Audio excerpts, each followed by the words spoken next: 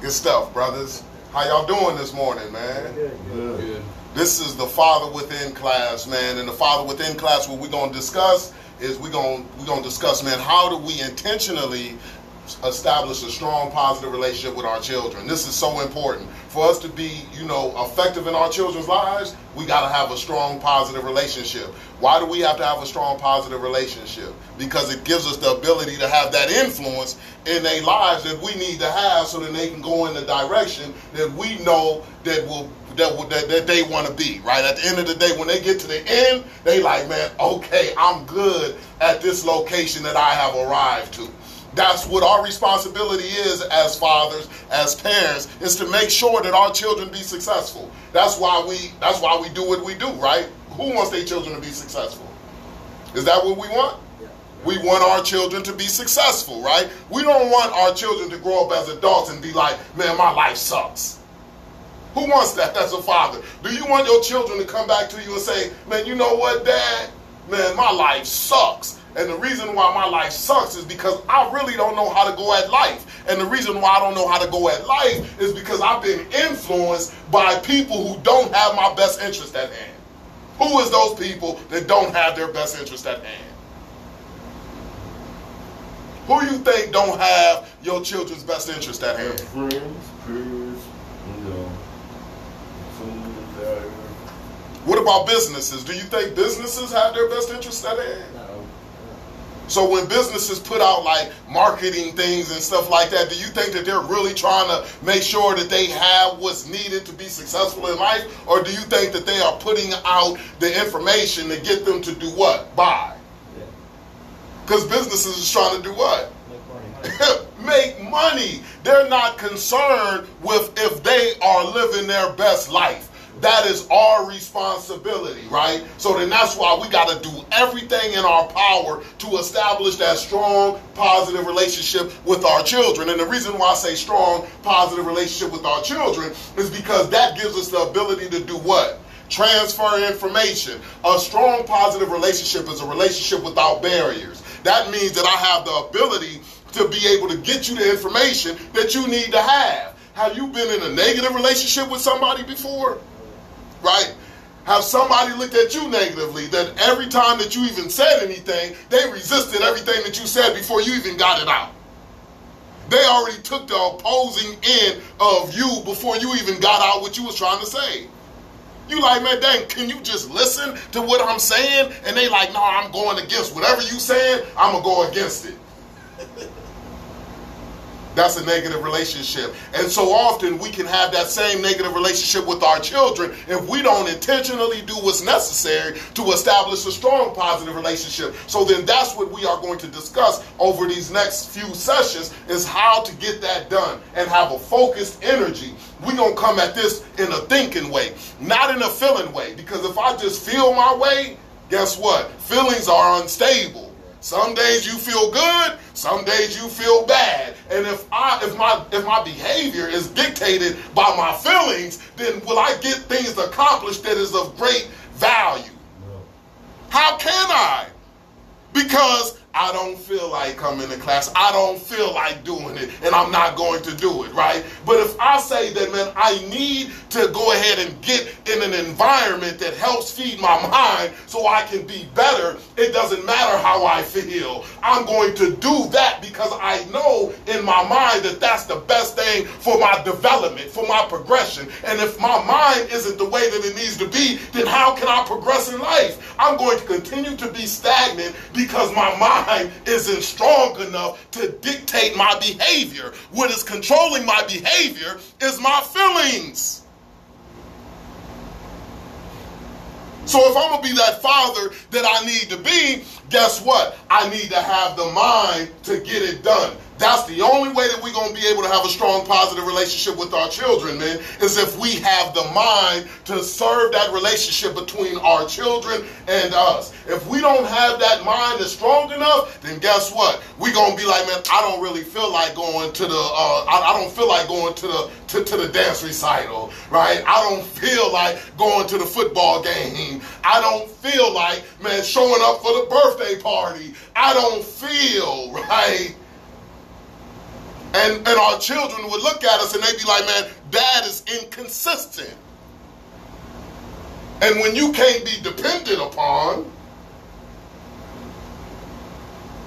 what does that mean for the children? What type of relationship will you have? How will your words be able to be received by them because you can't be depended upon? So then they're going to do everything that society is telling them to do. They're going to be influenced by society. So society and businesses, they're going to tell them, yeah, go ahead and shoot up the whole block. Sell all that dope. That's what society going to tell them, right? So we can go ahead and incarcerate your doggone butt. And then when you get incarcerated, guess what? Now you are a legal slave because the Constitution says that you are.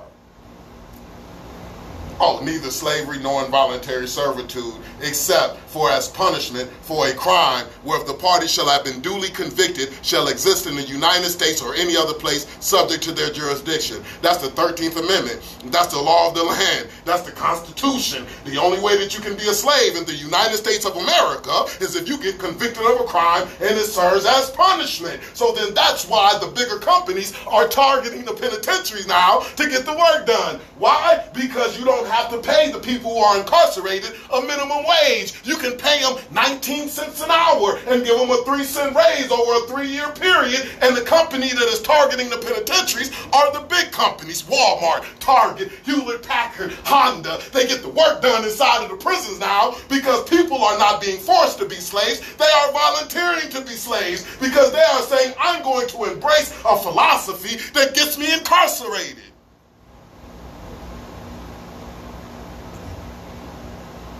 Like, this stuff is by choice.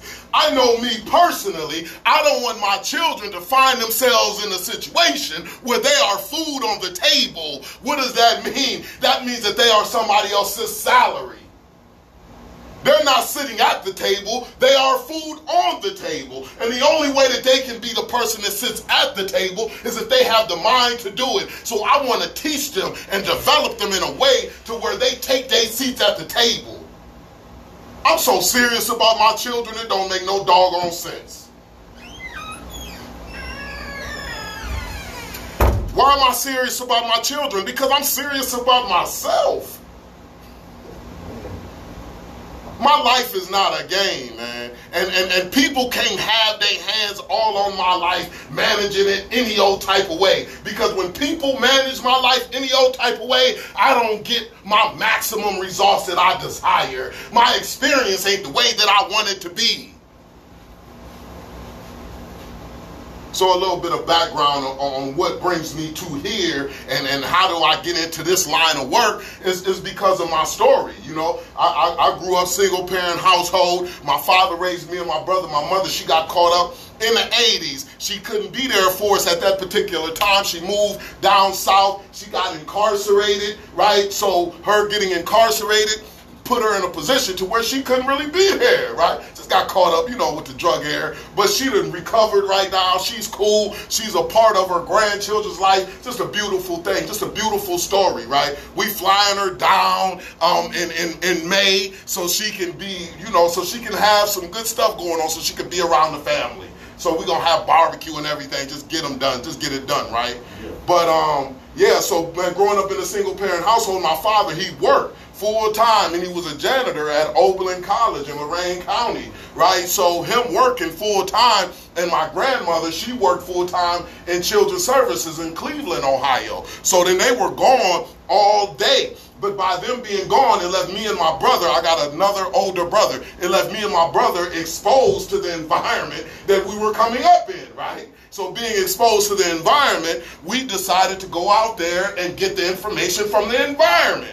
What information did we get? We got the information that said, brother, the way that you're going to get it done is by selling dope or robbing. If you're not doing one of those things, then you will not be able to be successful in life. The people that I saw to be successful was the people who sold dope. I said, the way that you live life, it just looks beautiful, man. It looks like you free. I want that level of freedom. You smoking when you want, right? You drinking when you want. Like, this stuff looks good. It looked good to me. You ride what you want to ride. That stuff looked good to me. So at 13 years years old, I started selling dope. I started selling weed first, and by the 8th grade, before school had started, I started selling crack because I said that I wanted to expand my client base, right? I said I want to get it in. And so I lasted for about 6 years, and 6 years, when I was 19, I had my first son, right? And I was excited to be a father. I'm like, man, I'm going to be the best dad that I can possibly be because my father grew up with me and he was there with me and my brother. So I'm like, man, I want to be the best dad. I had a desire to be an effective dad to my son, right? So 3 months after my son was born, I get incarcerated, right, for attempted murder, possession of drugs, drug trafficking, possession of firearms. I had to go away and do 10 years in prison. I had came against one of my childhood friends that was around me, and he was stealing my dope. And I found out by him telling somebody else. I moved in on his life, right? Shot him in the head, and then I shot him in the back. He survived. Point blank range. The brother survived like crazy, right? But with that being said, I had to go away, do 10 years in Marion Correctional Institution. Well, when I got in there, then that's when I started to say, hold up, man, I don't like the way that I'm living, man. I'm around, first of all, I'm around all men. This stuff is corny. Not only that, but I'm being controlled by what people are saying. They telling me when to eat. They telling me when to sleep. They telling me when the lights is out. They giving me a bed that's as big as a coffin. Like this bed, I can't even roll over. I gotta flip over because it's so small. It just fits my body. I didn't enjoy that experience, right? I started to look around, and then that's when I heard that 13th Amendment, neither slavery nor involuntary servitude. And I read it, and I said, hold up, man, I'm literally is a salary for other people, man. That means that if I don't get myself together, not only am I paying for somebody else's salary through my pain, but my child will grow up and become an adult and also pay for somebody else's salary through his pain. And usually it'll be, you know, like the warden's sons and daughters that grow up and become wardens and case managers too as well. Why? The person who was incarcerated, their children grow up and become what? You see how that cycle goes? You see how you continue to feed the system? So I said that, hold up, I don't want my neglect to stop my child from becoming the person that he needs to be. My neglect from me not going out there and developing myself the way that I need to prevent my child from experiencing a life that he needs to have. So I was just so committed, fellas.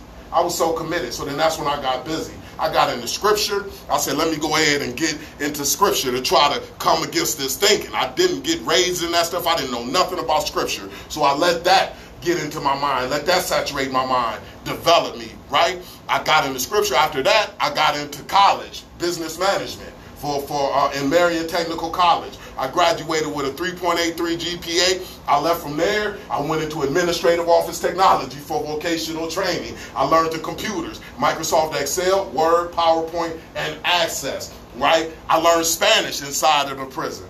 Exio mucho, pero traigo mucho a la mesa. I demand a lot, but I bring a lot to the table. I just said literally that I'm going to do everything that I possibly can do with this time that I've been given to make myself become an individual that does not resemble prison. Period. Because if I become an individual that does not resemble prison, then I can also develop an individual that doesn't resemble prison. My desire to be a father and to lead my children in the right direction was so strong that it gave me the strength that I needed to stand up against the people who were saying, Los, man, come on, let's get high. Because you know when you're in prison, you can get high, you can get drunk, you can do all of the same things that you're doing when you are on the streets.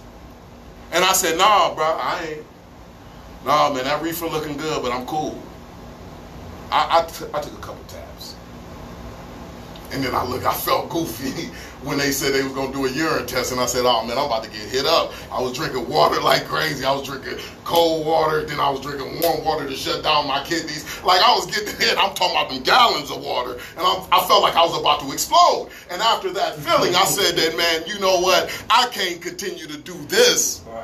Right? But I understood that the people that I was around was helping me to do that. I was influenced, right? So then that's why we got to make sure that we monitor the people that we are around, because influence is so strong. You become who you are around unconsciously. Have you ever been around somebody and they were saying a word all the time, and then you find yourself saying that word? Absolutely.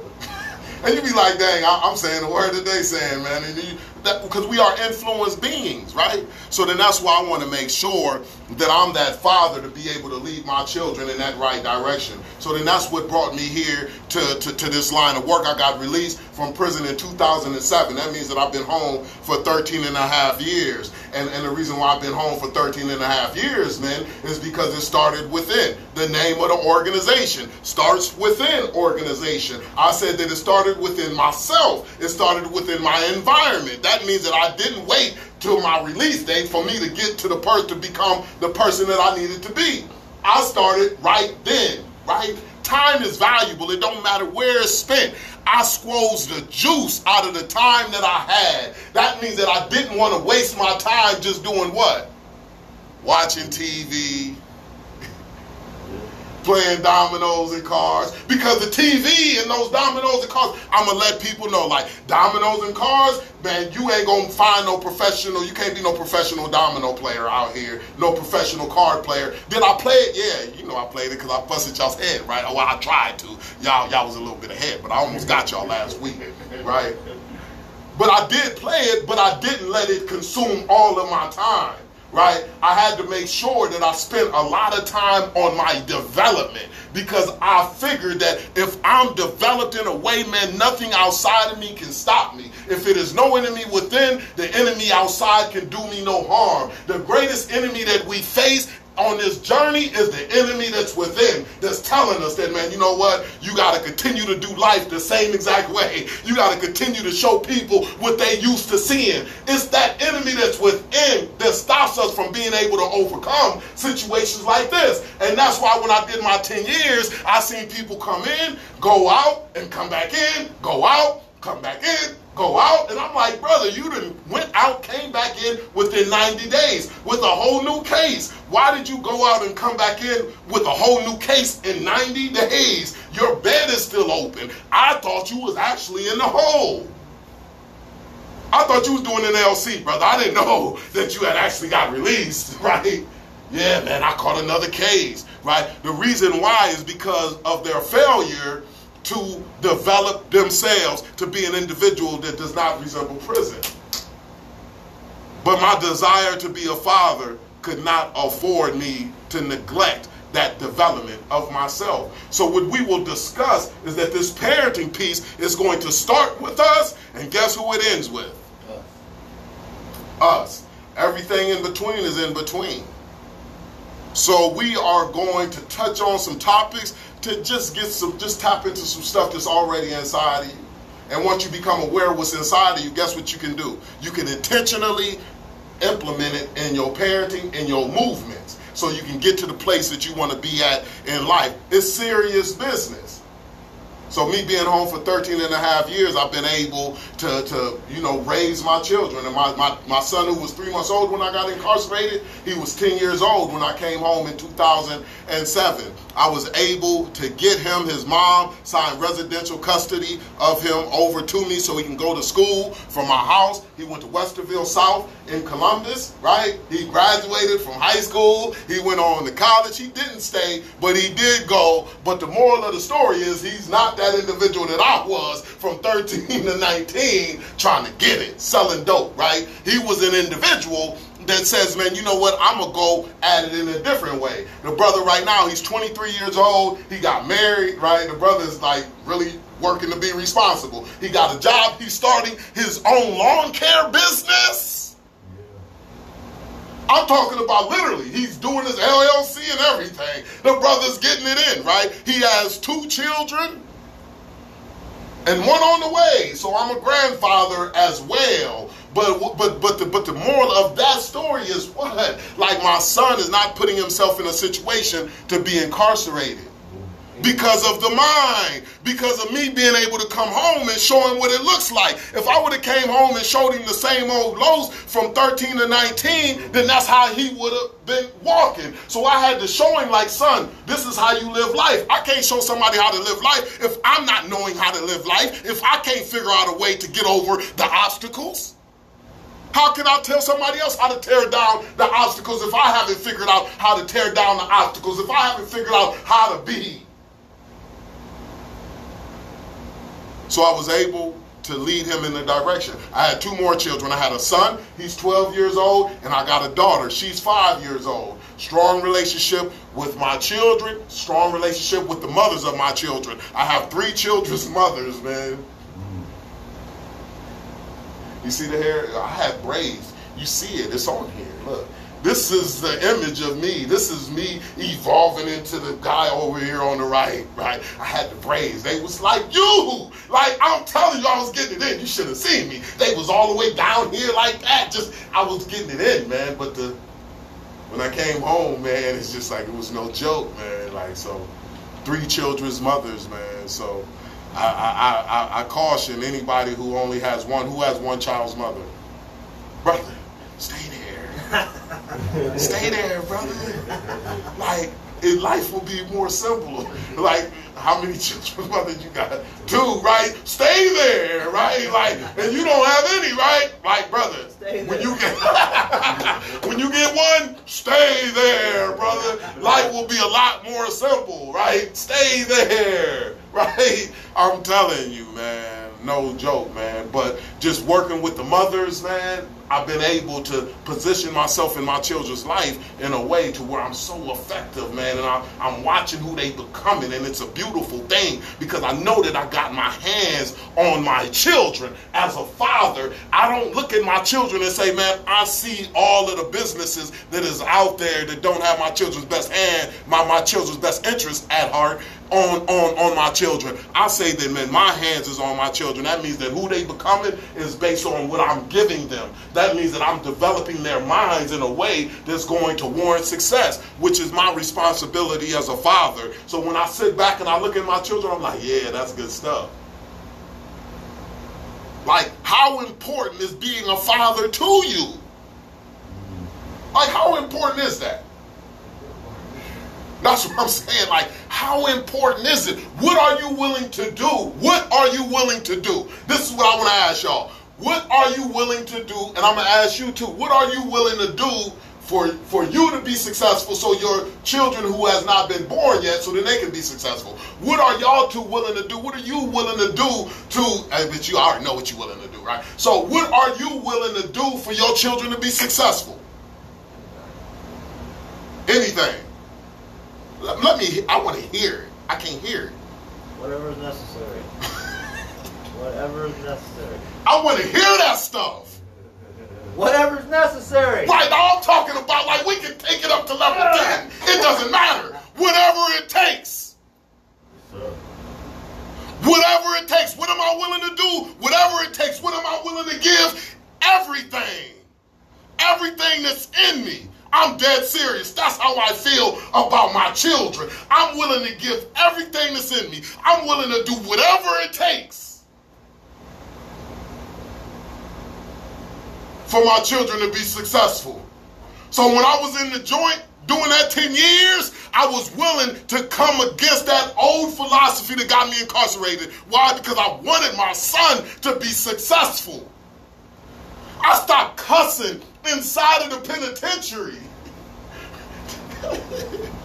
Y'all not hearing me. I stopped cussing inside of the penitentiary because I said, man, I'm coming against the language that I was using. I'm coming against everything. I'm coming against the language because our words are powerful. And if I say I don't give a F, if I come with this negative language, then my life is going to be negative. So I said that I got to come against the language. I'm going to do whatever it takes. People used to be like, man, and I used to rap too when I was in the joint. I used to write rhymes without no cuss words in my raps. And dudes used to be like cracking jokes and be like, Los, man, you like the rapping Bill Cosby.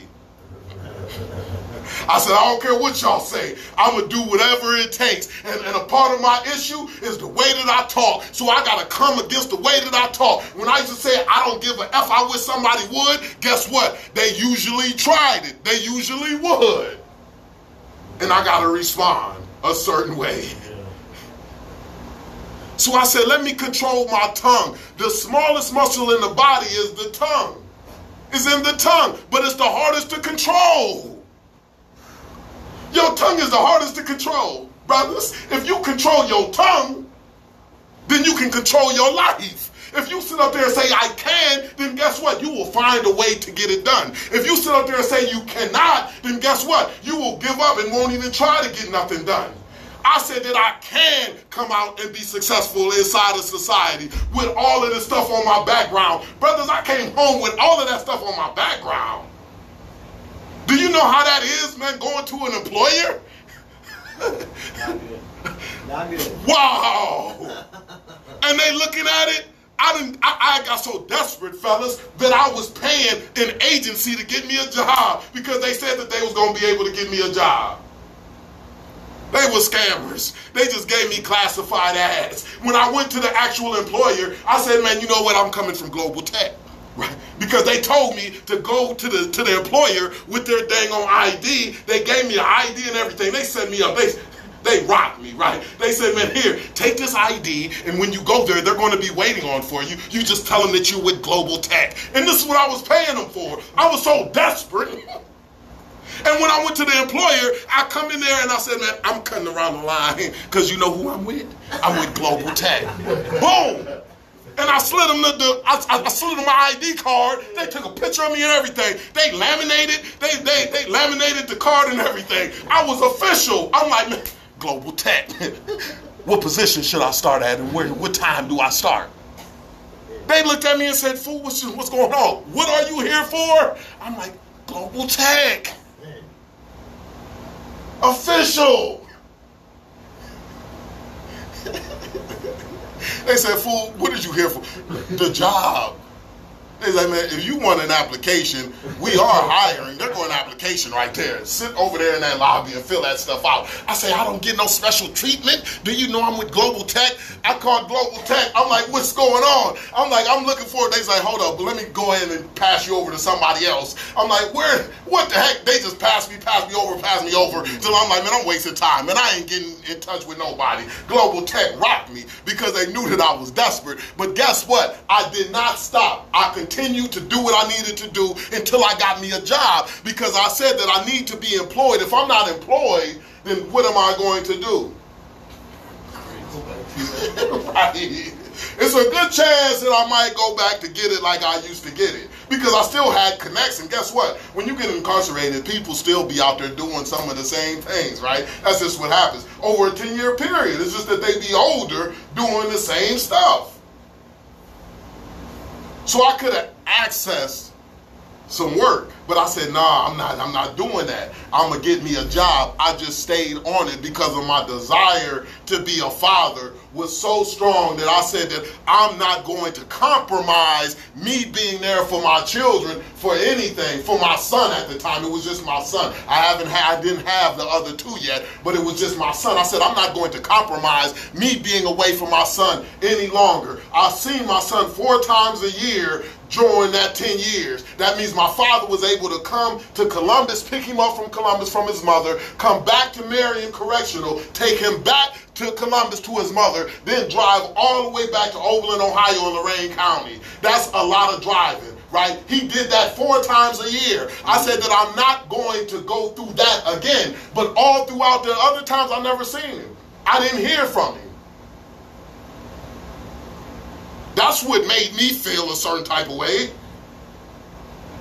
So then that's when I said that I'm willing to do whatever it takes. So if it takes me sitting up here pounding the concrete, continuing to knock down these employers, seeing if they gonna hire me, I'm going to do it. If I'm gonna pay Global Tech, man, that $100, man, to lock me in and then they jerk me around, I'm gonna try it out. I was willing to try whatever, do whatever it takes to get employment. A case manager seen me, who I was in a halfway house with, he said, Carlos, man, I'm gonna go ahead and refer you to an employer that is connected to me. That's my right-hand man. And I only refer people who are serious. See, he seen me as an individual that was willing to do whatever it takes. And because I was willing to do whatever it takes, he says, I'm going to connect you because I know that you're not going to burn me and the relationship that I have with my right-hand man who is an employer. I grew up with him. So when he gave the word to his right-hand man, said that, man, you know what, I got somebody coming to you. When I came, it was like, go ahead and just fill out your W-2, your W-9s and things like that. Let me get your information. You start this day. Now it was for $6.85 an hour because it was minimum wage, but I said that you ain't got to be great to get started, but you got to get started to be great. So I said, I'm going to do this $6.85 an hour. I worked it like it was $40 an hour. This is 2007. This was when it was the Great Recession. I'm talking about the economy had crashed. And I'm like, man, I came home to that stuff. And because of my willingness to do whatever it takes, now that's how you got me 13 and a half years later doing what I want to do. Like literally. This is living for me. I do this stuff full time, fellas. I work with brothers. I go inside of the prisons, right? We graduated 5-year-long classes to make sure the people inside of the prisons is getting the information that they need so that they can overcome the philosophy that gets them incarcerated so then they don't get reincarcerated. We pulling credit reports inside of the prisons and we showing them how to dispute what's on their credit reports while they are inside of the prison. So when they come home, they don't have those delinquent accounts that's on their credit reports that their uncles have been opening up in their names because they know that they are incarcerated. That light bill that ain't been paid, that DirecTV bill that ain't been paid that's delinquent, the credit card that's been opened up in your name that's delinquent, that they just ran that puppy through the roof and it's delinquent. And now when you come home, you got to deal with these delinquent accounts because you didn't know that it was there. So now what I am doing with the organization is doing that I founded in 2011, I'm saying that we're going to make sure that you know how to read your credit report. We're going to make sure that you know how to dispute what's on your credit report.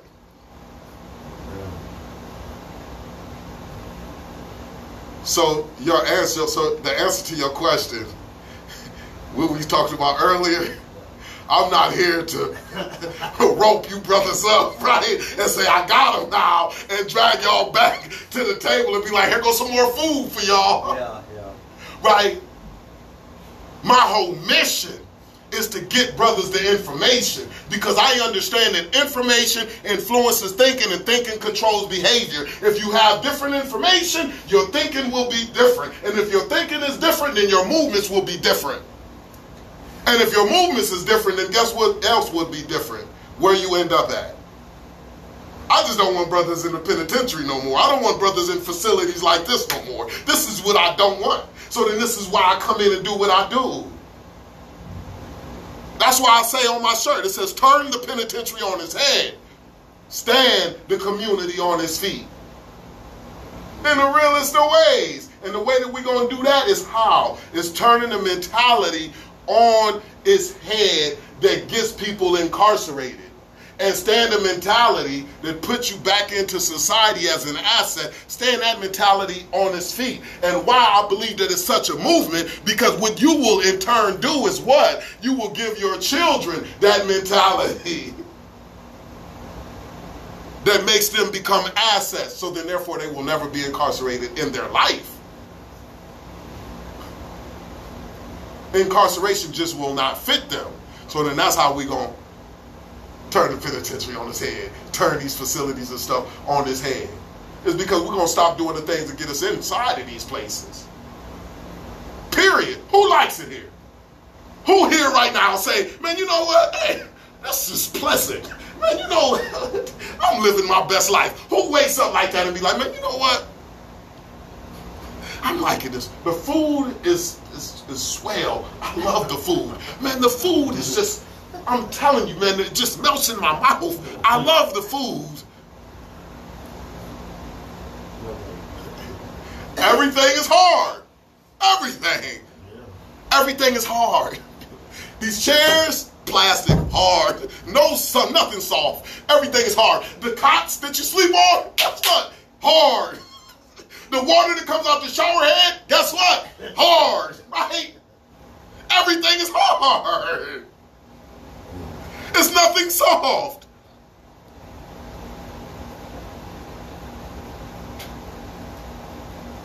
So then that's when we come to the place and say, man, this is not the place for me. This is unacceptable. So that's why this parenting piece, it starts with us and it's going to end with us. We got to get into our mind, man, what we are going to give to our children. But we got to make sure that we are in the place that we need to be able to give them what they need to have. If we ain't in the place that we need to be, we cannot give them what they need to have. And don't listen to what everybody has told you about the things that you did. Because it's not about what you did that dictate where you're going. It's about what you're doing that dictate where you're going. What you did is in the past, but what you're doing right now, today, will dictate where you will be tomorrow. If you plant no seed today, do not expect a harvest tomorrow. But if you plant the seed today, then you can be expecting of a harvest tomorrow. You reap what you sow. If you don't sow anything, then you cannot reap anything. If you don't put in no time on developing yourself, understanding what type of philosophy that you have, what you are operating with, then guess what? You will get given a philosophy that's going to be counterproductive to your existence. Because you haven't paid it no attention. This is what it's all about.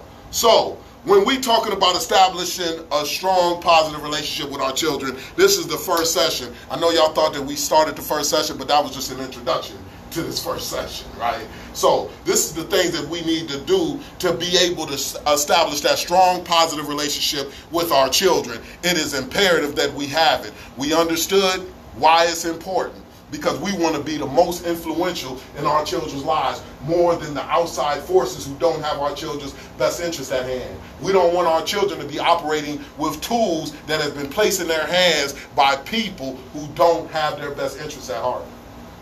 We want to give them the tools so that they can go at life with. We don't want them to become adults and say, Dad, man, I'm trying to unscrew this Phillips head screw, and the only thing that you gave me was a butter knife to work with. That's all you giving me in my tool belt.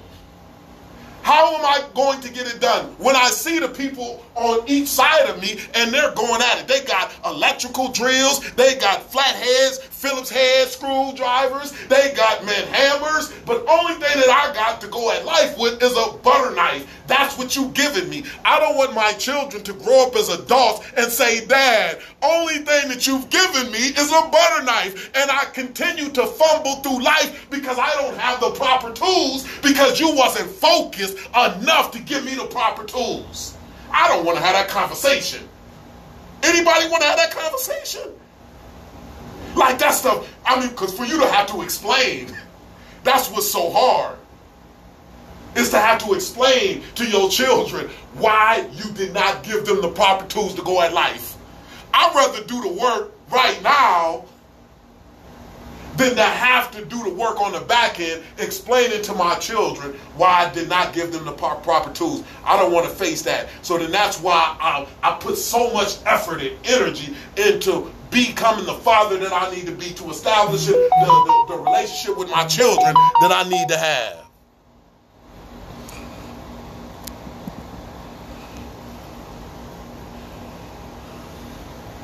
That's why it's so important. When I come in and teach these father classes, guess what? I become a better father. So not only do I come in here to give, brothers, I'm getting. The more I help things become clearer for you, the more clear it becomes for me. So when I help you get clarity and gain some answers, I get more answers. I become a better father.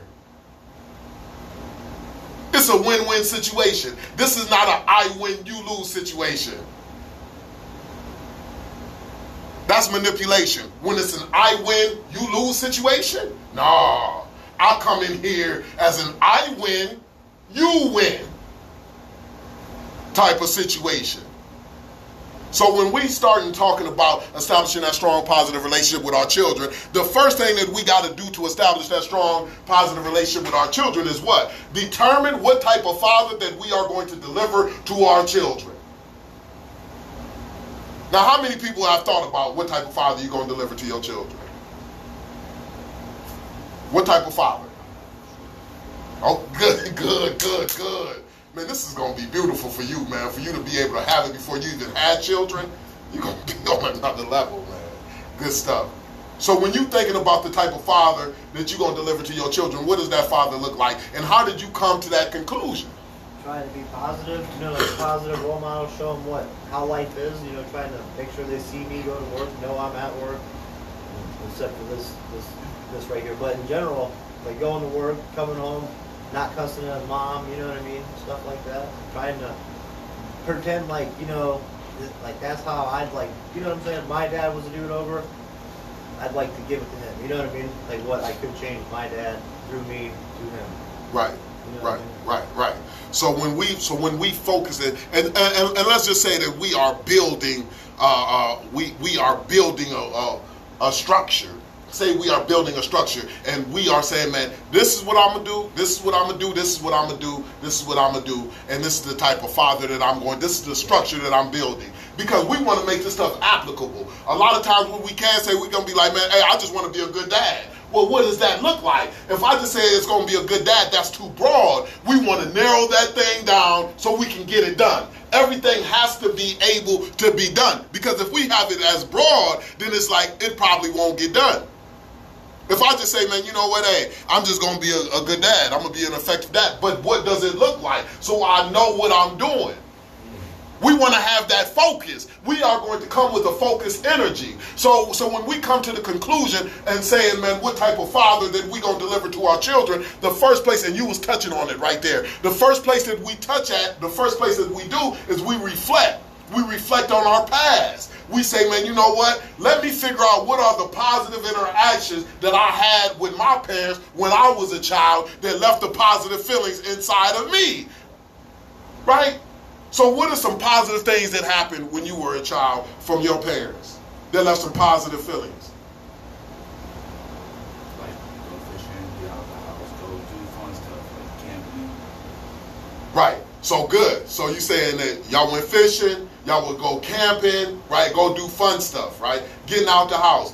Time spent, right? So then they spent the time with you. That made you feel good inside. That made you say, man, I like this. This is good stuff. Right? It made you feel good, right? That's the positive feeling that you want to have, right? And that can produce the positive relationship. So now what we will do as parents now in this day and time is we're just going to duplicate that same positive interactions that were done with us, and we are going to do them with our children. Make sense? Positive interactions that you had when you were a child. And I don't care if it's one. And I see the look on your face, because a lot of times people be like, man, it was hell.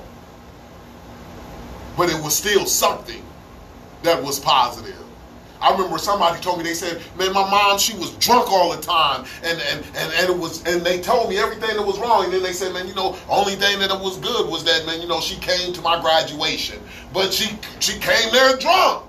But they still said that it was good that they seen her in the audience for the graduation. So then that's what I told them to look at, is her coming to the graduation, because that's what you're looking to duplicate. So only thing that we're looking at right now in this part, in building the father that we want to deliver to our children, only part that we are focusing on is what? The positive interactions. What are the positive interactions that you had with your parents that produced the positive feelings? Because we are going to duplicate that and give that to our children. So my mom, she took me to church and did like a lot of stuff with us. She basically took the role of my dad for the positive. So she was available, right? Yeah. She was accessible. It's not like you looked out and you didn't know where, your parent was, right? Yeah. So you can count on her, is what I'm hearing. You knew that when you came home from school, she was going to be there. You knew that she was going to have a roof over your head, right? Yeah. You knew food was going to be on the table. You knew that these things were going to happen, right? You can count on it. Like, these are the positive things that left the positive feelings inside of you. So now when we are duplicating that, now you got to say, man, you know what? I understand how that was important for me when I was a child. What I'm going to do as a father is I'm going to make sure that I intentionally keep a roof over my children's head. I intentionally put food on the table. I intentionally provide for them because I know how it felt. Matter of fact, I'm going to take them to places that mean something to me, which church meant something to her, so she took you to church. That made you feel important because she was sharing a bit of your life, a bit of her life with you. So you said, man, good, man, it's good stuff, right? These are the things that we want to do. What are some positive interactions that you had with your parents? My mom, every time I get home, about 6:30, 7:30 at night, she'd be cooking something like spaghetti, lasagna, something like that. And I try, I pass that on to my kids. I make sure they eat every night. It's weird how that works, you know what I mean? One thing I make sure they eat before they go to bed, you know what I mean?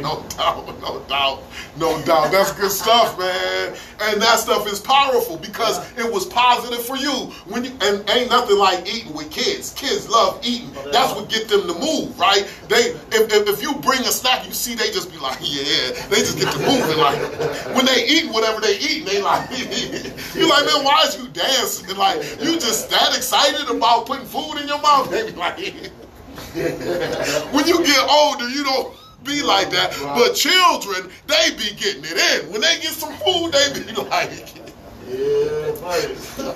like, if you ask them what they want, they will just go ahead and the first thing they be like, candy, food, something, treats. They will see that. That's what life is so simple for children. It's crazy, man.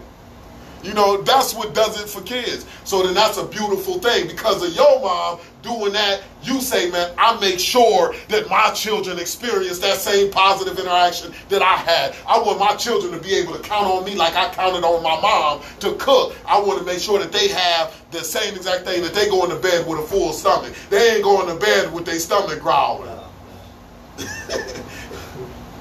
Because they ate some ramen noodles. Right? They ain't going to bed like that. Like, hey, cook them ramen noodles, man, or eat a bowl of cereal for dinner, right? Like, no, they ain't going to bed like that. That's powerful. So that's why you duplicate that, right? And we want to focus on that. Some of the things that used to happen with me when I was a child, my father used to come to the school and drop off jelly donuts, powdered jelly donuts, right, for lunch. Right before he would go to work, he would just out the blue drop off powdered jelly donuts. I used to be like, yeah. When they called me down to the office and everybody in the cafeteria was eating the school food, it was almost similar like this type of food. It's like school was preparing you for the joint, right? Like, it's like, I'm like, man, and everybody was eating that food and I had my powdered jelly donuts. I was like, and I was eating them, letting people know that they was good too. I was eating like...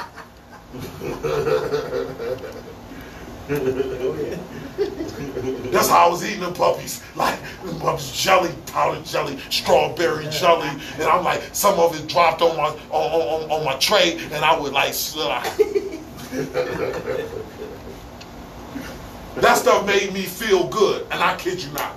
Because I felt like that my father, he really did feel like that I was special. Not like yellow school bus, short school bus special, but like special.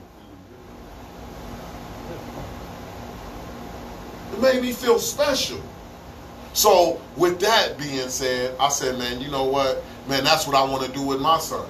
I want to duplicate that behavior because that was a positive interaction that I received when I was a child. Another thing that my father used to do, he used to come outside, he used to be the all-time quarterback. He used to be like, I'm the all-time quarterback. Just out the blue, he would come outside with me and my friends. We getting it in. It's just us. And he would say, man, I'm going to be the all-time quarterback for both teams. I'll be like, cool, because he had an arm. So then that means that I could go real deep, right? And he going to throw it to me because I'm the only one that he ever looked for when we was running the routes. Like, I had 4 or 5 people on me. He didn't care. He would fit it in regardless, right? And I'll be like, I got him, right? And I would run it in for a touchdown. I would be excited, but my friends were also excited that my father made himself accessible to them. My friends used to be like, man, my dad ain't nowhere around. Man, with your dad out here playing football with us? Like, man, that's a beautiful thing. They used to be like, man, your dad dope. I used to love when my friends used to talk about my dad and how cool he was. I love that stuff. Because I'd be like, man, my dad is out here. Like, that's beautiful. So now, as a father, I make myself accessible to my children and their friends. So when my daughter says, hey, Dad, we on the playground, and my daughter says, man, hey, man, I want you to play the lava monster. And I say, man, lava monster? Yeah, you play the lava monster, and you just chase us around the playground, right? I'm like, all right, cool. I'm out there on the playground chasing my daughter and her friends around. I'm all up on the equipment, the monkey bars and everything like this. I gets it in, like I'm sweating bullets, and I'm like, lava monster, no lie, I kid you not, man. Like, this is how I'm operating on the dang on playground. I see other parents, they just chilling, and I'm chasing their kids and my daughter around, talking about lava monster, I'm going to get you, and I'm putting some speed to it too, because I'm like, man, I'm gonna catch y'all joking. Like, I'm gonna catch y'all. Like, I'm grabbing them, throwing them up on my shoulder and everything. Like, lava monster, you getting away, you slippery little fella. You getting away, the lava monster. But it's crazy because my daughter, every time we go to the playground, she sees her friends and she be like, hey, come on.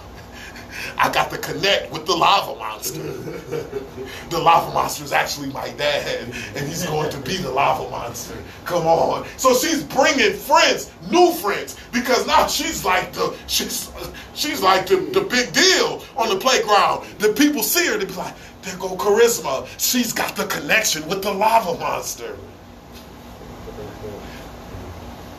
To be an adult and play with children, they love that stuff. Because I know that I loved it, right? Only thing that I'm doing as a father right now is I'm duplicating that positive interaction that I had when I was a child. I'm giving my children the same exact thing. Why? Because I want to establish a strong, positive relationship. Strong relationships are paradise. Weak relationships are hell. And the reason why weak relationships are hell, because you don't think about a weak relationship. You just do in weak relationships. But a strong relationship, you have to think about it. You have to be focused in a strong relationship to be able to establish it. So now what I'm doing is I'm giving them that what I already know to be right. Does that make sense? So what I encourage y'all brothers to do is write that stuff down. Take some time and ponder on the message that we talked about today, that we're talking about today, and write it down and say, man, you know what, this is what I'm going to do. So what you're going to put on there, you're going to be like, I'm going to do this. I'm going to make sure that I cook a meal for them every single day, right? That's what I'm going to do. You're going to put on there, man, I'm going to make sure that I make myself accessible to my children. I'm going to make sure that I show them the support. I'm going to show them things that matter to me, right? Because that's what was done with my mother. That's what my mother did with me. So write down everything that you can think of.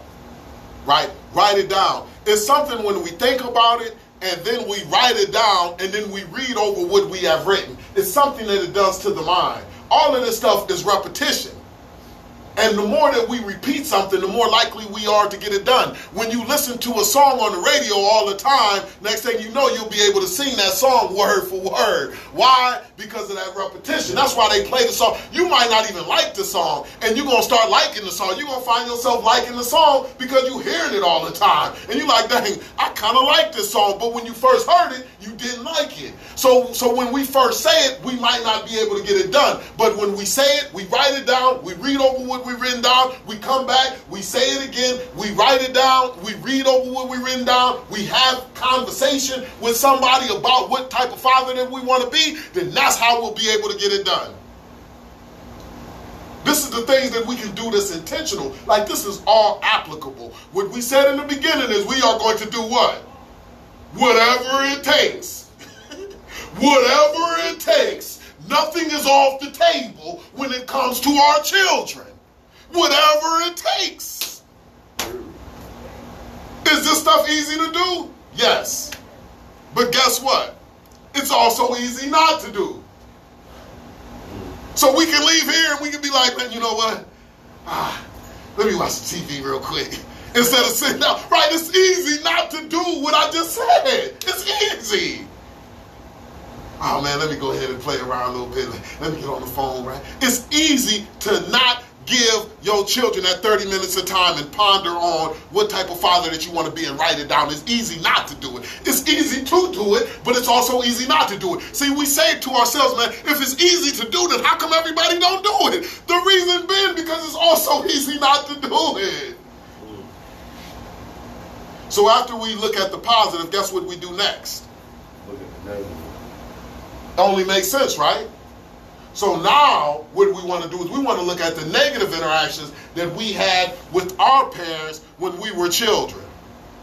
And once we identify those negative interactions, what do? We resist the negative interactions. So then that means if it was poison for us and it sickened the relationship between us and our parents when we were children, then surely if we give our children that same poison, it's going to sicken the relationship between us and them, and we will have a weak relationship.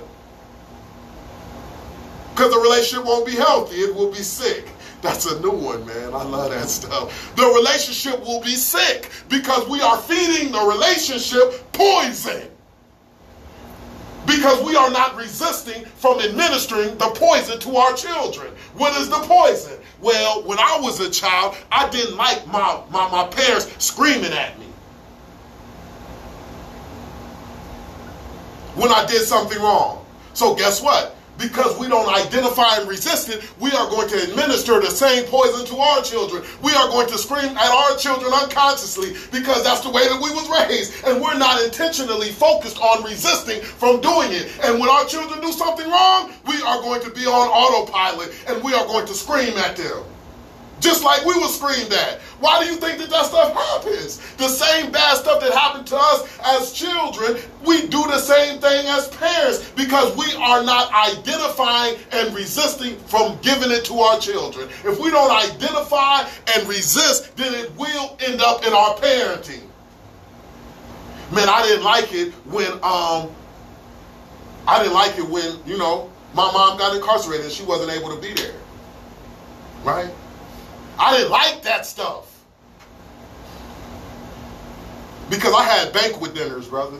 Because my father, he raised us, right? I had banquet dinners. You know what that is? Banquet. That means that it's the banquet, the little packets that's frozen, right? So I had roast beef. You know, we would do roast beef one night, you know, that he would boil. Roast beef, chicken a la king, Salisbury steak, right? These are, and sliced turkey. And then we would rotate on Friday what we had on Monday. Like this was what my father did. And I used to go over to my friend's house and I used to see their mom cooking up some stuff. And I'd be like, dang, y'all got it in. Like, look at that stuff. And I used to like, man, dang, that's the type of food I'll be wanting. But I'm sitting over here eating sliced turkey.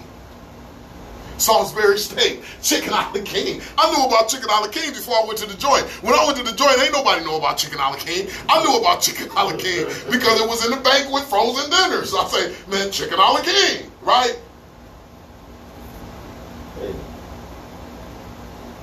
So when my mother wasn't there, that stuff made me feel a certain type of way. But because I didn't identify and resist, right? Guess what showed up in my parenting with my son when he was born in 1997?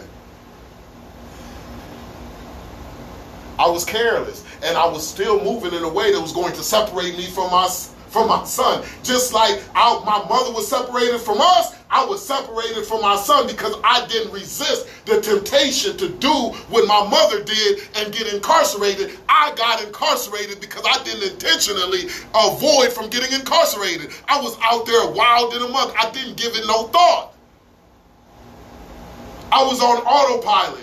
I didn't really take it into consideration what I was actually doing because I wasn't thinking about it. If we don't identify and resist it, it will show up in our parenting. So just like my mother had to tell me I'm not able to be there, I had to tell my son I'm not able to be there. The only way that it stopped is when I started to focus on it. And I said, I'm not about to put myself in a situation like that again to where I'm separated from my son. So then therefore, if I got to do this, if I got to do that, whatever it takes, I'm going to do. I'm not going to continue to have the same philosophy that gets me incarcerated. I don't care if you're telling me that I'm representing the block or not. I'm not about to do it because that's going to get me incarcerated. And I cannot afford to be away from my son. I'm on a mission. I'm looking to get some things accomplished here. Ain't nobody just gonna put my life together. I'm gonna put my life together like I see it to be fit. And this is the type of father that I want to be. I want to be a father that's there all the time. So when I came home, I was there all the time. I was staying in Cleveland, Ohio. And I said that, man, you know what? I'm about to move to Columbus because my son is in Columbus. And I want him to have access to me every single day.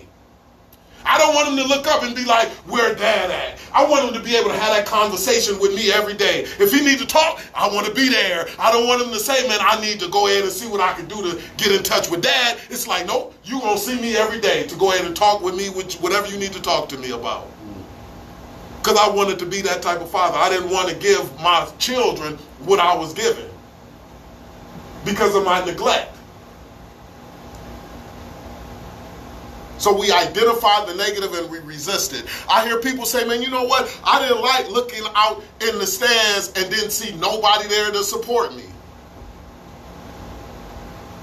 When I was playing football, when I was playing basketball, it used to make me feel negatively when I felt like, man, dang, man, how come I see other people's parents out there?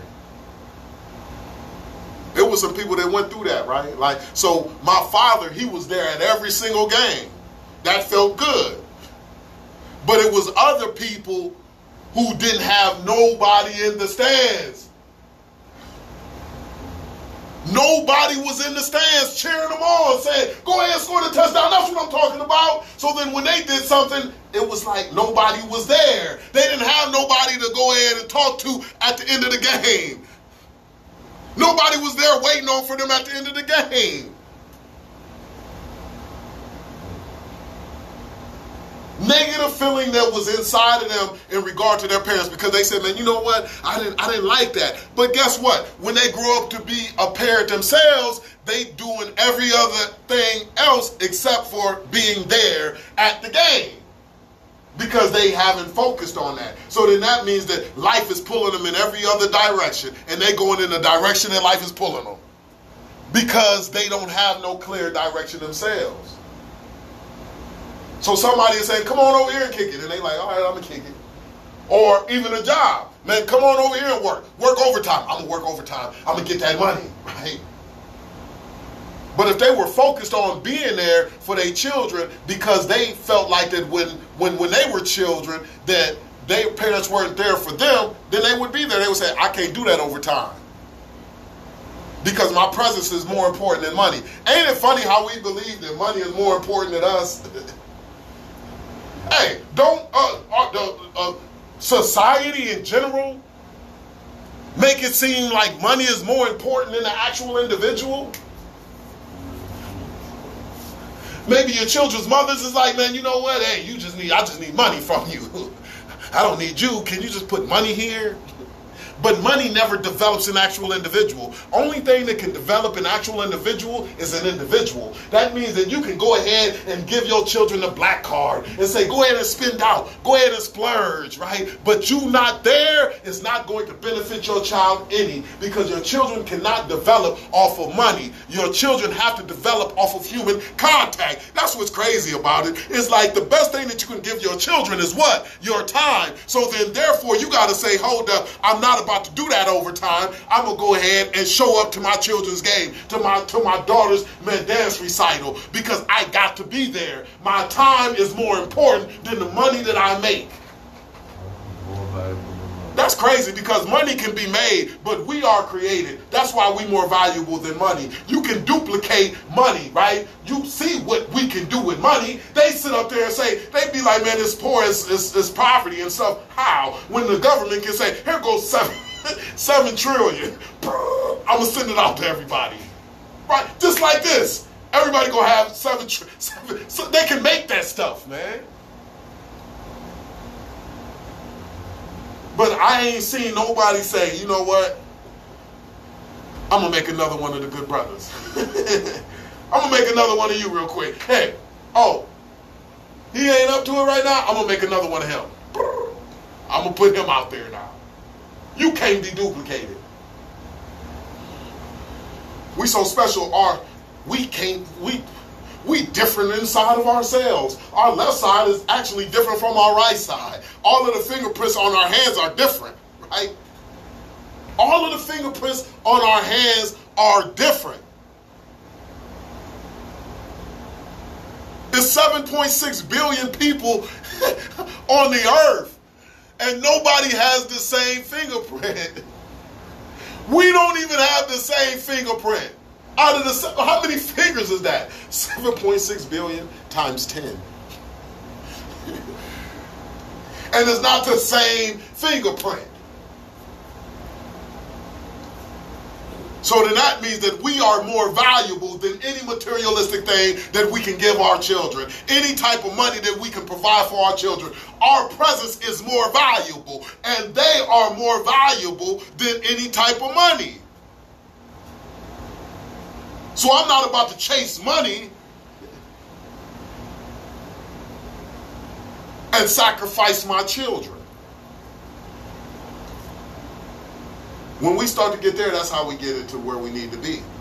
So we identify the negative and we resist the negative. If we say that, you know what, I didn't like being hollered at, guess what? We're going to have a firm voice, but we ain't going to be screaming and hollering to our children because we didn't like it when we were children, right? It made us feel like we were less than. It attacked our confidence when our parents would holler and scream at us. So then therefore, as parents now, we're not going to do the same exact thing. Period. So we want to make sure that we identify and resist the negative, right? If I say, man, you know what, I didn't like it when my parents' word would fall through the cracks, when they were saying they were going to do something and they didn't do it. I didn't like that. Their follow-through game was weak. They pulled things like a good brother say, man, you know, I'm going to go get a pen real quick. And they never did, right? They never came back like that. Dang, man, you said you was going to go do that and you just told me that real quick, right? I didn't like that. So now what am I going to do as far as my children is concerned with my word? I'm going to make sure that I stick to it. So when I tell my children something, I'm telling you, I'll stick to it. I work my hardest to stick to it. My son, my oldest son, I'm going to be honest, I'm going to go ahead and put a disclaimer. Like, I fell through the cracks this last weekend, man, because he wanted me to come up to Lorraine to have his son having a birthday party or whatever. But I just said, man, you know, I don't want to drive. I fell victim, man, to my feeling, man. Like, I didn't feel like driving. So I called him up, and I was like, hey, son, hey, I know I said probably, though. I said, I probably will be there, right? But when it came time, I said, son, man, jeez, man, it's Sunday, like, man, hey, why don't we just have a party here next week, right? So I compromised with him and said, hey, man, you go ahead and get the kids and we're going to have a birthday party for both of your children at my house next week in Columbus. And he was like, oh, that'll be dope. I said, okay, cool. So I was good. I was off the hook, right? Mm-hmm. But I did tell him, and I'm telling you, more times than not, I'm going to stick to my word. And the reason why I stick to my word is because when the word was given to me, like my mother, she would tell me stuff or whatever may be the case, and she couldn't follow through with it at the time, I said, man, dang, that made me feel a certain type of way. But she was doing it with good intentions because she wanted to be there. So she would say, yeah, I'm going to send you this. But she couldn't send me that.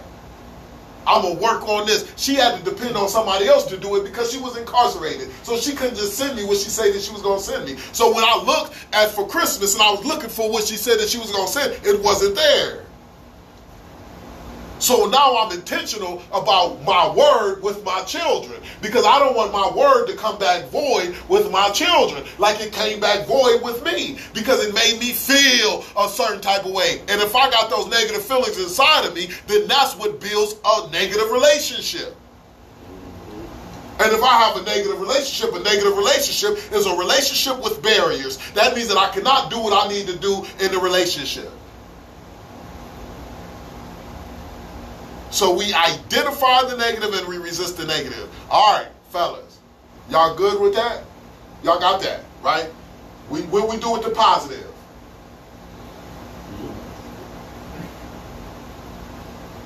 What we do with the positive? Right.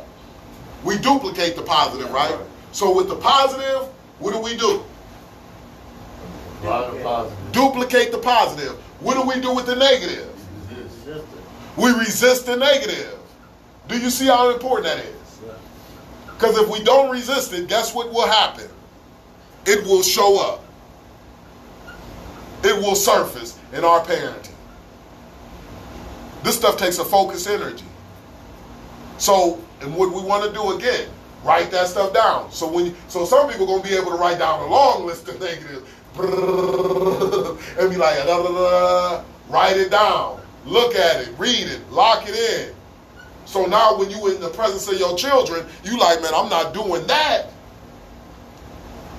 This is how we start to begin determining what type of father that we're going to deliver to our children, right? Now, after we look at the positive and duplicate the positive, we identify the negative, we resist the negative. Now the next thing that we do is we look outside of ourselves. We look at other fathers that's in their roles and how they are interacting with their children, and we like what they doing, and then we duplicate that stuff as well, right? Other parents that we like what they doing, and we duplicate that stuff. So then that means that I'm glad you just said that about the dinner, because when I used to go over to my friend's house and they would have dinner like spread out like that, and it would be good home cooked meals, I said that that's what I want. So now when I'm determining what type of father that I want to be, you know what I do? I go back to the feeling that I had when my friends were able to have those home cooked meals. So now me as the father in the household raising my children, it's me and my children in the household, right? That's the way that it's set up right now, right? So what's going on is that I say, man, you know what? Look, man, I'm going to make sure that I cook meals. So I've learned how to cook. I done got on Google. I gets it in. That means that I do the fried chicken, steak. Yeah, I need some toilet paper. It ain't that stuff, brothers. I'm safe. Like, don't be alarmed, man. Don't say, man, brother, you need to.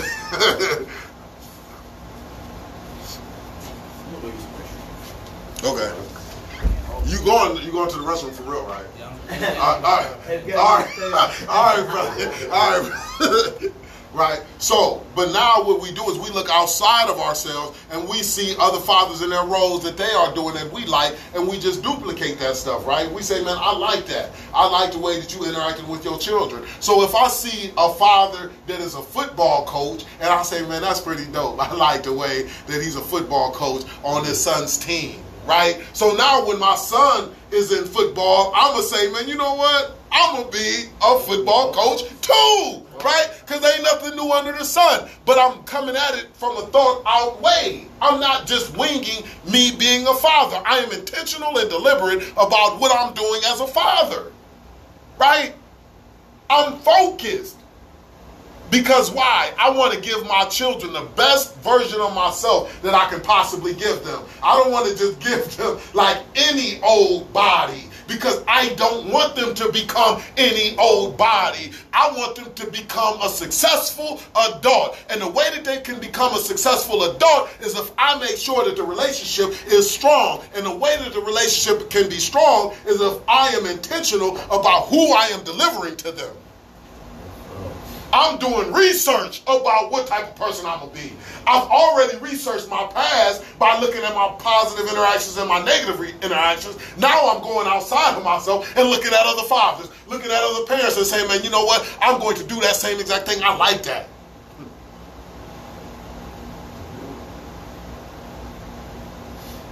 You look at TV. You say, man, you know what? I like the way that that father is in the movies. I like the way that that father is on the TV show. I like the Wayans brothers, my wife and kids. I love the way that he interacts with his children. He's a creative dad. So I say that, man, I want to have some creativity in my parenting as well. So what do I do in my parenting? I have created a thing called the double up inside of my household. What the double up is that I give my children allowance every other week. I started it with my teenagers, my son and my stepson at the time. And with the double up, I give them allowance every 2 weeks, $20, $30. And I say that when I approach you, I'm going to say double up. whatever you have in your savings at that particular time, I'm going to double it. That means that if you have $60 saved from your allowance, I'm going to give you another $60, make you have $120. If you have $80 saved, I'm going to give you another $80, make you have $160. If you have $100 saved, another $100, make you have $200, right? And when you get the double up, it will not take away from your actual allowance.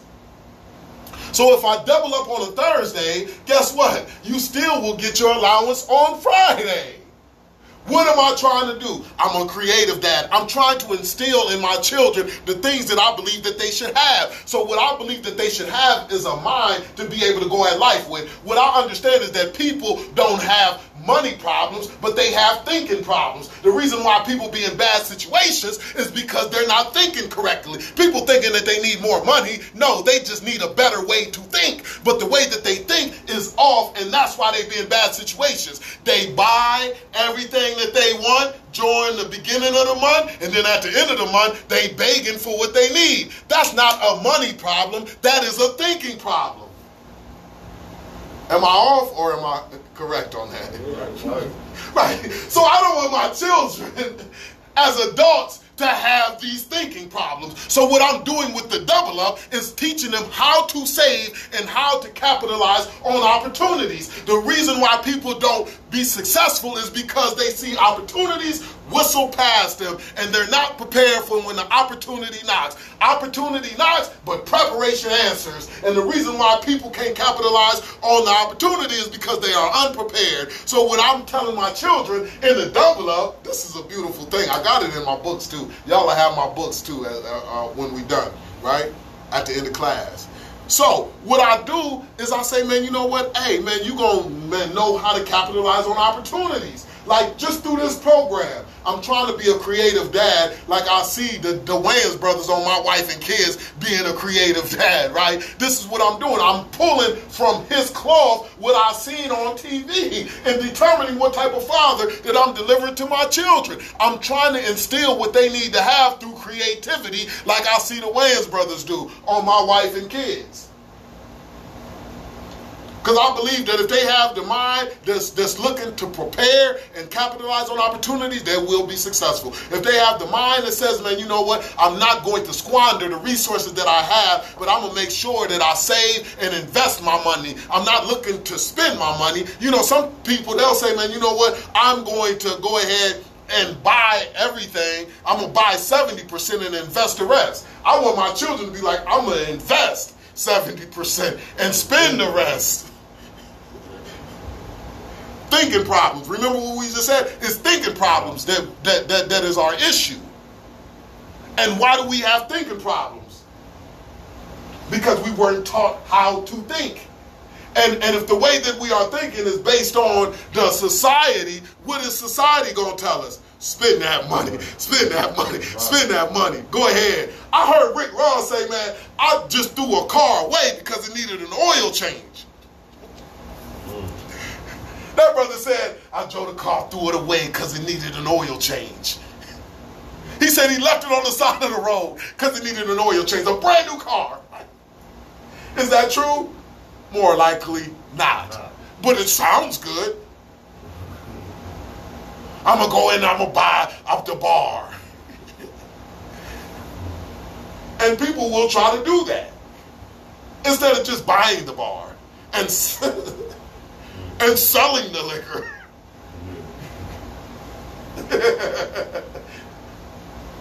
But people ain't saying that, right? What are they saying?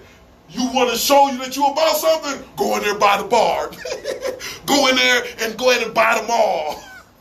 Buy. I don't want my children to come in contact with that poor way of thinking. That is a poverty way of thinking.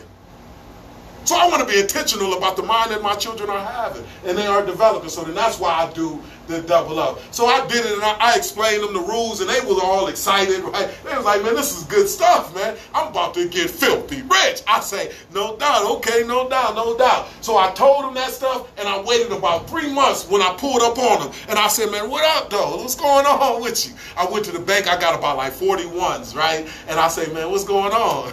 They say, man, what's going on? I say, man, yeah, double up. The young one, he looked at me. He was 12 at the time. He looked at me and he says, huh?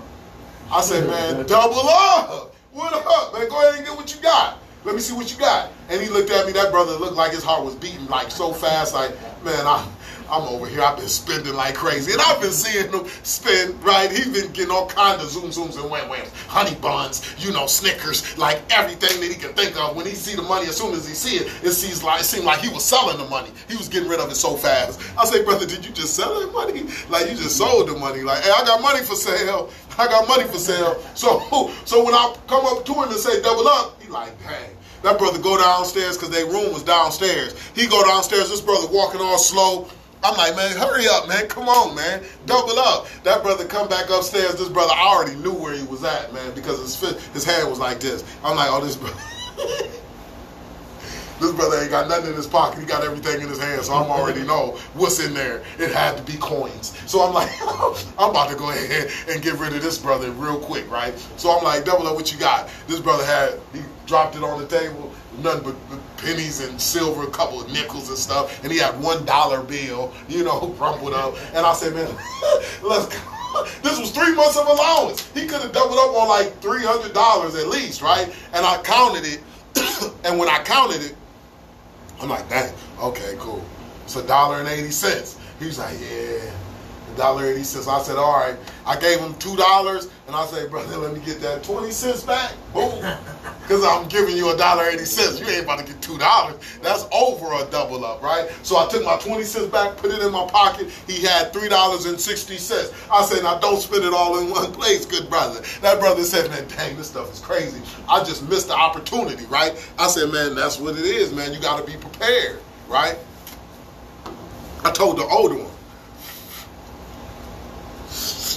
I said, man, double up. He takes off. He's like, man, all right, cool. He goes, he running. I'm like, man, this brother, he's been laying in the bushes on me. This is some crazy stuff. What he about to do? I'm like, man, did I get enough to be able to cover this bill? I hope this brother don't come up with a couple $100. Like, I thought I had him. I thought I had him lined up, right? And he come back up, and he come upstairs. He said, yeah, Dad, I've been waiting. Double up. Here you go. And he pulled out his pocket $35. I said, all right, cool. I can go ahead and cover that. Here go your $35. He then had 70. He said to himself, he said, man, I could have doubled up on more than that. I spent stuff on, I spent on things I don't even know what the heck it was no more. So that means that I wasted it because I don't even remember what I spent that money on. I got to do better. Right? The younger one said, I got to do way better. I got to really abandon the way that I'm doing things because this stuff did not get me my best experience. I'm teaching them there at that point in that double up program. What will they learn? How to capitalize on opportunity, how to save money, how to operate with money. Right. But I got that from just wanting to be a creative dad like I see on my wife and kids. I see boys in the hood, right? I see boys in the hood. I say, man, you know what? I like the way that Furious Styles interact with with Trey. Like, I used to love that stuff. I say, man, I want to be the same type of way. I want to be that type of father. This has got a lot of knowledge, right? And be able to give my children that information to where they can go out there into society and be prepared and be like, oh, I already been told about this. I'm aware of this. I'm aware of that because my father gave me that information. And when they go into society and they see something that they're not understanding, they feel confident in coming back to me and saying, Dad, I don't understand that. And I'm able to give them some direction in that which they don't understand. Like, I wanted to be that type of father, like Furious Styles. I said, I like that. So I said to myself, what do I got to do to be that type of father? That means I got to read books. I got to get knowledge. I got to learn. I got to be a student. I can't be a teacher if I'm not a student. So I got to understand that the only way that I can be a teacher is if I first be a student. So then that's how I get into conversations that help me grow. I look at YouTube videos that help me evolve, and I read books on top of books. Do you think that it's fun reading books? No, I do that stuff because I'm feeding my mind because I want to be that type of father that's informational. When my children come to me, I want to be able to give them direction. The only way that I can do that is if my mind is filled with information, is if I'm educated. So then that's why I work on the education of myself, because I want to be in a position to educate my children. Like Furious Styles, I got that off the TV screen. My father wasn't a philosophical father. He wasn't like, you know, like he wasn't philosophical like that. He worked, he got stuff done. He was a stand-up individual. Well, he is a stand-up individual. That's who my father is. But Furious Styles was something different. I didn't come into the house and see my father reading books. I keep a book. They say 3% of the population owns a library card. You know how much a library card costs? Free. The knowledge of the world.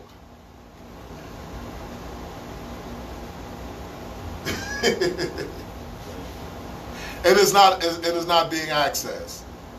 So then that's why I intentionally started reading. I started with doing 5 to 10 pages a day, and then I just started to read more and more. But it's like, man, I started off with little, just been committing to 5 to 10 pages because I want to be an informational father. Like I see Furious Styles. All of this, what I'm doing is I'm determining what type of father that I'm going to deliver to my children. I'm focused on what I'm giving them. If I'm so focused on what I'm giving my children, right, how would that relationship be? They will be able to feel something from that all in its own.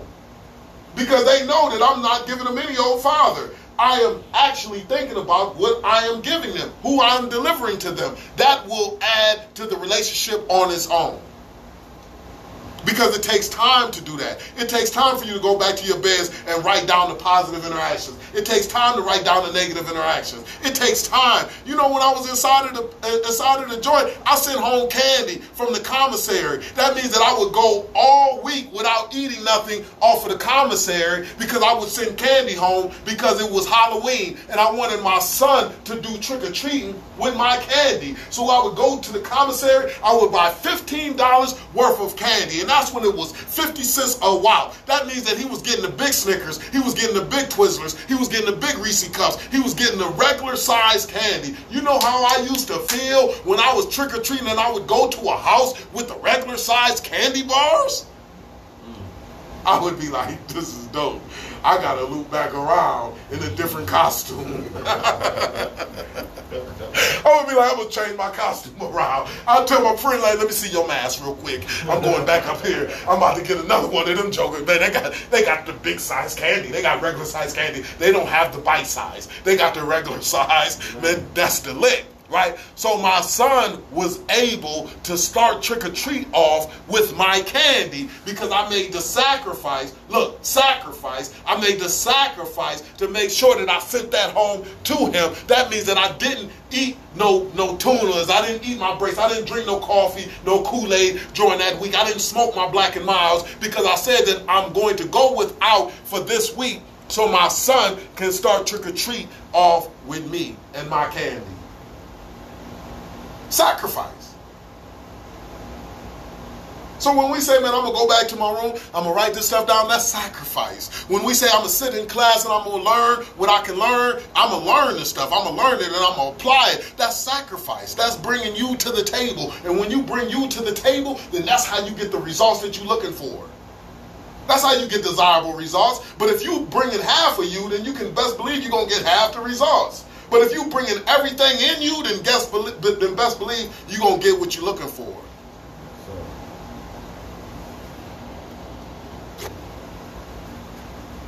And that's what it is, fellas. So this session right here was determining what type of father that we're going to deliver to our children, right?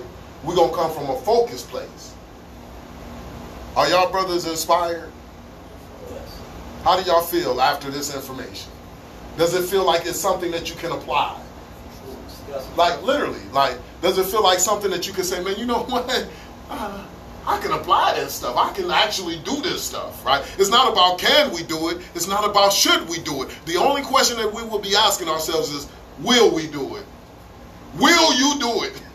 Remember what we said, whatever it takes. Will we do whatever it takes? Will we do what's necessary?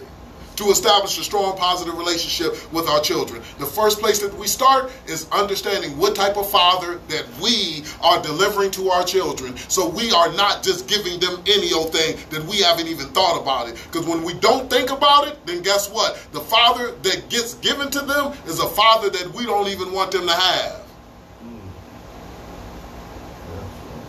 If you're not intentional about giving them the father that you want them to have, then the father that you don't want them to have will automatically show up. It's just what it is.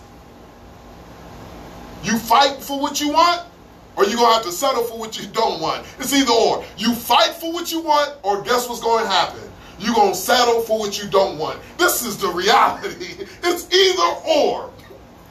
So either you're going to sit up here and say, man, I got to settle for that which I don't want. People doing 10 years just like me, was young, got incarcerated just like me, because they didn't fight for the things that they wanted, which is to, man, be home and not come back inside. Guess what? What they didn't want automatically showed up. Because they didn't fight for it. I fought for it. I fought for it. I fought for it. I fought for that stuff. And that's why people, they see my DVDs, my books. I wrote 3 books. I flooded the penitentiaries with that stuff. The sheriff of Delaware County Jail buys my books off of seized drug money. Y'all seen it on the dang on, did y'all see it on the documentary? So let me show you. This stuff is crazy. It's right here. This is a documentary. Okay. Right. Man, what the heck? What was that? It felt like a spider. Oh, man. Oh. Jeez. Yeah, they had me in there for a minute there attack. Oh. He had to get his pen too. Oh yeah, you got to get your pen, man. This is crazy, man.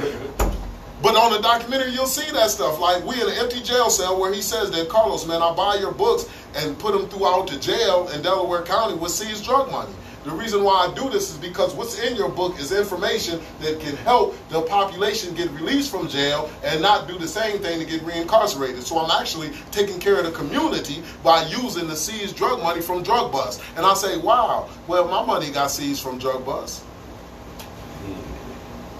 They took my car. I had a car. I had a Cutlass. They took my Cutlass. I had a Cutlass with the rims on it and the Caprice. They took the Caprice and everything. They took the stuff. They said it was drug money, right? So it was confiscated. But now my books is being bought by drug money. That's because I fought for the person that I am today. Somebody else didn't fight more for me to be in a place than I fought for me to be in a place. Yeah. Because that's what happened. The fight is on. The fight is on. But we make the decision how we going to fight the fight. Some people fight to stay down. You tell them everything they can do, and they tell you why they can't get it done. They fight to stay down. Hey, man, you can be successful. No, I can't, because this is what happened in my childhood. This is what happened here. They come with all of the excuses in the world. Reasons and results. And guess what don't matter, man? Reasons. Reasons do not matter. Only thing that matters is results. What you brothers are doing with your time, that's powerful, man. Brother, you ain't even got kids, but you said, man, I'm going to be in here regardless. That's powerful. That speaks volumes. Y'all fathers, y'all like, man, I'm going to be in here. And at first you was like, I'm cool. Yeah. And then now you like, man, I'm in here, right? Yeah. Like, that's what it's about, man. Y'all look at this documentary, man. It's 2 hours worth of powerful stuff, man. It's showing you how I've been able to get connected with the people at the top. That's how I got the access that I have inside of the prisons around the state, inside of the county jails. Delaware, Richland County Jail as well, same thing. They bought my books, put them throughout the jail. I'm turning my book now into interactive audio DVD where I done broke down my book into a program. right? Because I'm all about body slam mentality. I'm giving people the information. It's just like, just listen to it and apply it. Like, I've been able to stay home for 13 and a half years. I done overcame attempted murder, possession of drugs, drug trafficking, possession of firearms. Literally, I've overcame this stuff right in the middle of the Great Recession, single parent household. I can go toe to toe with anybody about this stuff that why I shouldn't be here, right? Like, you can come with your reasons, I can come with them too, I can come with it. Like, information is everything, fellas. So tomorrow, we're going to get it in. 9 o'clock, tomorrow we rocking and rolling. And maybe we can get the good brother in there in the cafeteria, man. He might.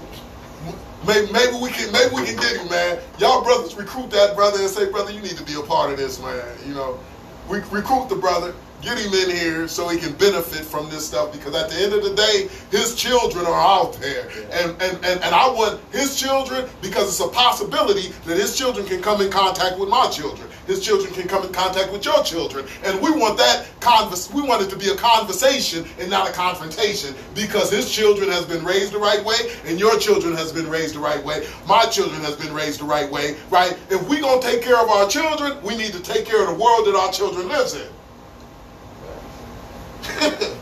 Right? Oh, yeah. Straight up. Yeah. Because we don't want our children to grow up and be adults and go to college, and then they come in contact with somebody else's children who ain't been raised in the right way. And they gonna manipulate them, they gonna use them, they gonna do all of the things to harm our children, because their children have grown up in hate. So then therefore they're gonna hate just like they've been raised in that stuff. Yeah. Yes, sir. So recruit that father. We're gonna talk to him. Absolutely. Like, our children is at risk here. Every father needs this information. How serious this job is. This is the greatest responsibility that I know I have encountered as an adult. We are responsible for the development of an actual individual. What's greater than that? All right, fellas? Good stuff, man. We out, man. Good stuff, man. Appreciate y'all, brothers, man. Good energy, man. I appreciate you. See you tomorrow, man. Man, ain't no dragging back here. If you got to, man, it doesn't matter how you get back here. Drag him. I don't care if he kicks and screams. Drag him. Pick him up. There's 3 of y'all, 4 of y'all. Drag him. Come on. He's a little fella. He's a little fella. Drag him. All right, brothers. I'll see y'all tomorrow morning at 9. We'll be here. All right. Ooh. That's that work, man. It's that work, getting it in.